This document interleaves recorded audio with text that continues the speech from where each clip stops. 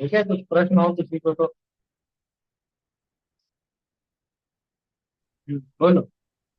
देखिए, जो 8 प्रकार के जो भेद होते हैं, तो वो मुझे थोड़ा जिस्ट में समझना था। नए के जो 8 प्रकार के भेद होते हैं ना, वो। नए के सॉरी, नए के, नए निश्चय निश्चय। निश्चय नए के 8 प्रकार के, निश्चय नए के कब पढ़ लिए 8 प्रकार के भेद? 4। 4 प्रकार के भेद हैं। सॉरी, हाँ हाँ हाँ। है ना, 4। निश्चय नए के 4 प्रकार के हैं, 8 प्रकार के नहीं है। है ना? एक है जो निश्चय नए में देखोगे तो उसके भेद बनेंगे। एक तो अशुद्ध निश्चय, एक बनेगा साक्षात शुद्ध निश्चय, एक बनेगा एक देश शुद्ध निश्चय, और एक बनेगा परम शुद्ध निश्चय। ठीक है ना? तो निश्चय ने क्या बताता है? तो निश्चय ने वस्तु स्वरूप को बिना लाग लपेट के दिखाता। अब जब वो अशुद्धता की बात करे, अशुद्धता की बात करें माने जैसे कि जीव ही रागी, रागी जीव ऐसा कहा जाए, रागी जीव, द्वेषी जीव, अज्ञानी जीव। तो ये निश्चय नहीं से कहा तो गया, लेकिन ये अशुद्ध निश्चय नहीं से कहा।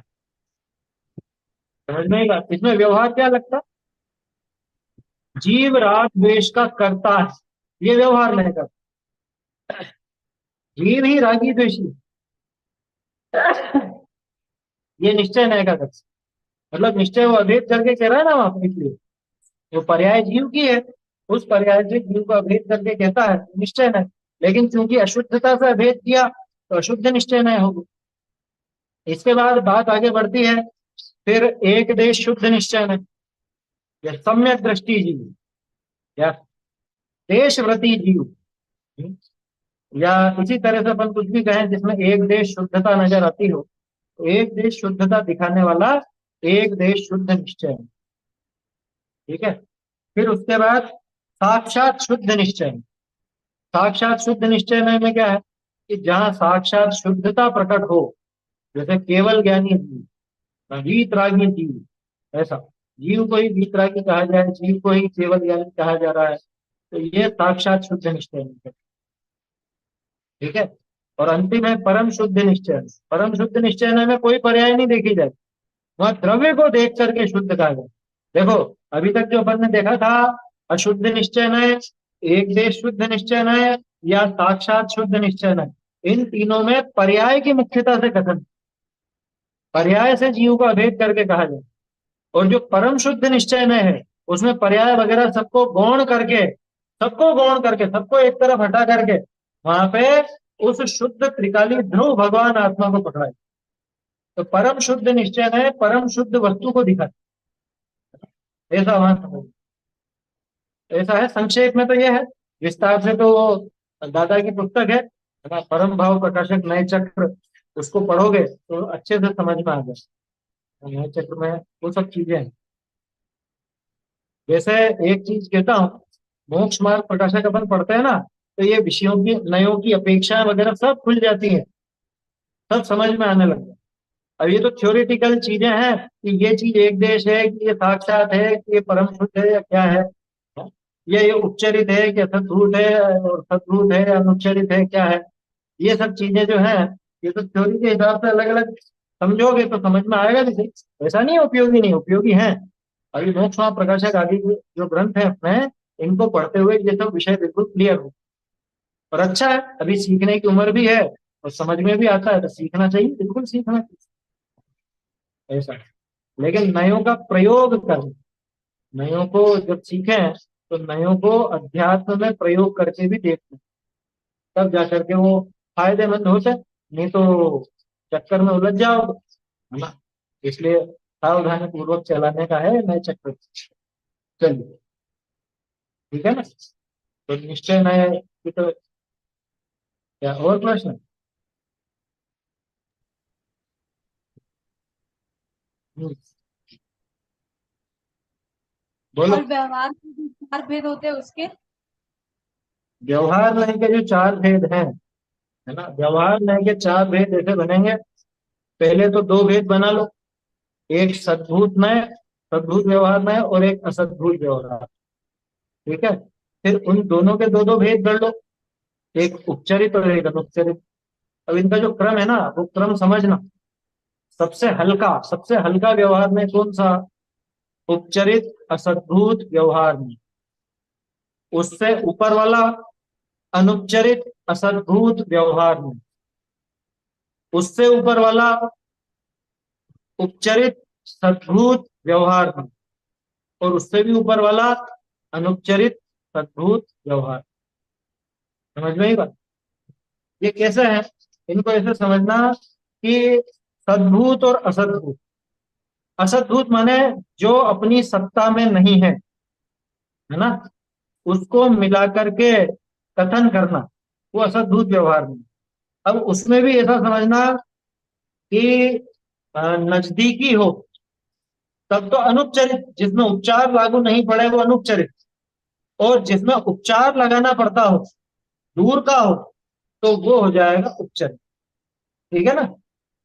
तो पहले तो असद्भूत दूर का हुआ, उसमें भी उपचरित और दूर का हुआ, तो फिर ये क्रम कैसे बना?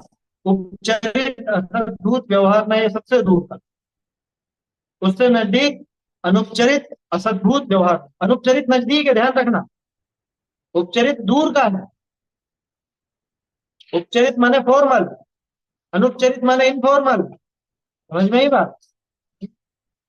तो जिससे फॉर्मेलिटी निभानी पड़े वो तो दूर का ही होता है ना, ऐसा। तो ये उपचरित है, जिसका कुछ ऐसा विशेष उपचार किया जाए, है ना, कुछ लाग लपेट की बात हो, तो उपचरित है। और उसमें भी फिर असद्भुत, जिसकी सत्ता ही नहीं है। जिसकी सत्ता नहीं हो, अपनी सत्ता से बाहर की वस्तु, और वो भी दूर की। जैसे, इसको बहुत मोटे उदाहरण से समझा रहा हूं। बाहरी वस्तुओं को अपना कहना, या कि यह घर मेरा। ठीक है? घर से कौन सा संबंध है अपना? एक क्षेत्र होगा संबंध है क्या? एक क्षेत्र होगा संबंध तो नहीं, तादाद में संबंध तो है ही नहीं। तो जिससे तादाद में संबंध नहीं है, वो तो असद्भूत हो गया, है ना। अब असद्भूत में भी जिससे एक क्षेत्र होगा संबंध नहीं है, वो उपचरित में जाएगा। ये घर मेरा है, मैं इस घर का मालिक हूं। ये उपचरित असद्भूत व्यवहार में से कहा। ठीक है? फिर इसके बाद अनुपचरित कहाँ जाएगा? एक क्षेत्र होगा संबंध वाला। कौन? शरीर। ये मेरा शरीर है, ये मेरा शरीर है ना, ऐसा ध्यान रखना। सिर्फ कहने में नय है, मानने में मिथ्यात्व है। बात समझ में आ रही है? ये घर मेरा कहने में मिथ्यात्व है क्या? कहने में तो नहीं है मिथ्यात्व, लौकिक परिचय तो इसी तरह से दिया जाए। ये मेरा शरीर है, मेरा सिर बहुत दुख रहा है, यही कहा जाएगा ना डॉक्टर के पास जाकर। तो कहने में मिथ्यात्व तो नहीं है, लेकिन अगर ये सोचे, ये माने कि हाँ मेरा ही है, ये शरीर ही मैं हूं, ऐसा माने तो मिथ्या। ध्यान रखना, व्यवहार में से जो कुछ भी कहा जाता है वो सिर्फ कहने के ही काम का है। उसको मान लो तो मिथ्यात्व। वो सिर्फ लौकिक व्यवहार के लिए, लोकोपचार के लिए कहा जाए। ठीक है? तो क्या समझे अभी तक? कि जिससे एक क्षेत्र होगा संबंध नहीं है, उससे संबंध स्थापित करना। वो स्थापित करना माने उससे संबंध बताना, कहना, वो हुआ उपचरित असद्भुत व्यवहार। ठीक है ना? और इससे आगे बढ़ो। एक क्षेत्र होगा संबंध जिससे है ना, संयोग सिद्ध नहीं है। एक क्षेत्र होगा, एक क्षेत्र होगा संबंध जिससे, ऐसे उस शरीर आदि से अपना संबंध बताना, कहना, ये हो जाएगा अनुपचरित असद्भुत व्यवहार। असद्भुत क्यों है? क्योंकि अपनी सत्ता में नहीं है। ठीक है ना? और व्यवहार क्यों है? अब यहाँ समझने के लिए, ये मैं आखिर आखिर में बताऊंगा व्यवहार नाम क्यों दिया है और निश्चय का क्यों दिया। चौड़मल जी काम आएंगे। अब आगे आ जाओ थोड़ा सा। अब सद्भूत। सद्भूत यानी जो अपनी सत्ता में है, जो अपने द्रव्य क्षेत्र काल भाव में मौजूद है उसमें। तो अब कैसे लगाएंगे? कि जो राग द्वेष आदि विकारी पर्याय, उन पर्यायों को अपना कहना, कि मेरे राग द्वेष, मेरा विकार, मेरी अशुद्ध दशा, ये सब उपचार है ना। उपचार है ना ये। तो ये जो उपचार किया गया, लेकिन किसमें किया गया? अपनी ही सत्ता में किया गया, अपनी सत्ता में। मेरे राग द्वेष, मेरी राग द्वेष की पर्याय, अथवा मेरी अल्प ज्ञान की पर्याय, मति ज्ञान आदि राग द्वेष आदि का स्वामी खुद को कहना, ये खुद की ही सत्ता में रह करके हुआ ना काम, ये तो हुआ सद्भूत। लेकिन ये उपचार था, क्योंकि इन रूप भी में नहीं था, तो उपचार लगा, उपचरित सद्भूत व्यवहार। और फिर अनुपचरित सद्भूत व्यवहार में कहाँ लगे? इस पर्यायों से भी हट करके फिर मैं ज्ञान वाला, मैं दर्शन वाला, मैं चारित्र वाला, गुण भेद किए, है ना, गुण भेद आदि किए गए, वहां लगेगा कौन सा? अनुपचरित सद्भूत व्यवहार। ठीक है ना। अब तोड़रमल जी ने निश्चय व्यवहार की क्या परिभाषा दी? सबसे सटीक परिभाषा याद रखना, यथार्थ निरूपण सो निश्चय, उपचार निरूपण सो व्यवहार। ठीक है। अब यहाँ एक प्रश्न बनता है कि साहब, अ, ये जो अभी अपन ने देखा, कौन सा? उपचरित अनुपचरित सद्भूत व्यवहार, ये तो अशुद्ध निश्चय न या उसमें भी चला जाता है, निश्चय में भी तो आ जाती है ना ये बात। वहां भी तो राग द्वेष की बात करी थी ना अपन, लेकिन वहां गौर किया, वहां पे रागी जीव द्वेषी जीव कहा गया, जीव का राग द्वेष नहीं कहा गया, यहाँ जीव का राग द्वेष कहा गया। समझ में आ रही बात? क्या मतलब? तो देखो, एक परिभाषा और चलती है निश्चय व्यवहार की। भेद तो अभेद तो निश्चय, भेद तो व्यवहार, वो गलत है परिभाषा, ध्यान रखना। गलत क्यों है? उसका सही रूप यह है, अभेद में अभेद सो निश्चय, भेद में भेद सो निश्चय। या अभेद में अभेद और भेद में भेद, ये दोनों निश्चय। लेकिन अभेद में भेद या भेद में अभेद, वो व्यवहार। बहुत से लोग ये सोचते हैं कि भेद करता है वो व्यवहार है बस। व्यवहार में अकेला भेद नहीं करता, अभेद भी करता है। भिन्न वस्तुओं को अभेद बताएगा और अभिन्न वस्तु में भेद खड़े करेगा। आपने गौर किया? उपचरित सॉरी अनुपचरित सद्भूत व्यवहार में क्या लिया था अपन ने? मैं ज्ञान वाला, मैं दर्शन वाला, मैं चारित्र वाला, है ना। है? तो ये बताओ, क्या गुण भेद मौजूद है? वस्तु तो अभेद है ना, वस्तु तो द्रव्य गुण पर्यायात्मक अभेद है, कोई ऐसे टुकड़े टुकड़े थोड़े ना। लेकिन समझने के लिए अपन ने टुकड़े की, ये ज्ञान, ये दर्शन, ये चारित्र, तो ये अपन ने अभेद में भेद किया, इसलिए उसको व्यवहार में डाला। समझ में आ रही है बात? और इधर दूसरी तरफ जब अपन ने कहा रागी जीव जीव द्वेषी जीव है, तो वहां पे अपन ने अभेद में अभेद ही रखा, क्योंकि जीव में कोई टुकड़े नहीं है द्रव्य गुण पर्याय के अलग। हाँ, ये जरूर है कि अशुद्धता की तरफ से कहा गया, तो अपन ने उसको अशुद्ध निश्चय ने नाम दे दिया। समझ में ही बात? दूसरी तरफ जो असद्भुत व्यवहार में था, शरीर को अपना कहने वाला या मकान आदि को अपना कहने वाला, वहां क्या था? वहां भेद था, भिन्नता थी, और भिन्नता में अभिन्नता दिखाई, भेद में अभेद किया, है ना। दो अलग अलग वस्तुएं थी, उन अलग वस्तुओं को अभेद करके एक कहा, तो भेद में अभेद भी करा व्यवहार ने, और अभेद में भेद भी करा व्यवहार ने। इसलिए दिमाग से वो परिभाषा निकाल लेना, कौन सी? अभेद तो निश्चय और भेद तो व्यवहार, ऐसा नहीं है। निश्चय माने अभेद में अभेद, भेद में भेद। ठीक है। और व्यवहार माने अभेद में भेद और भेद में अभेद, कहने वाला, बताने वाला, मानने वाला नहीं। क्या? नए का प्रयोग कहने तक ही है, समझने तक ही है, मानने में तो गड़बड़ हो जाए। मानने में तो एक परम शुद्ध निश्चय रहेगा, जो कथन है वही मानने लायक, बाकी सब उसके आगे व्यवहार हो जाते हैं, चाहे वो साक्षात शुद्ध निश्चय नहीं ही क्यों ना हो।